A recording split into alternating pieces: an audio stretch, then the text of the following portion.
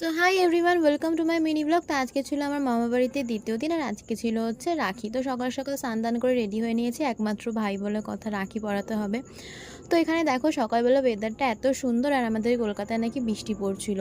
আর দেখো এখানে বাটারফ্লাইগুলো চারিদিকে, না মামা বাড়িতে বাটারফ্লাই যেহেতু সব জায়গায় ফুল গাছে ভরা। তো তারপরে আমরা দিদিরা মিলে সব এগুলো অ্যারেঞ্জ করেছি, একমাত্র ভাই আমাদের। তো তারপরে দেখো এক এক করে আমরা সবাই মিলে রাখি পরিয়ে নিচ্ছি। আর যে সামনে খাবারগুলো দেখতে পাচ্ছ, একটাও কিন্তু পাইনি।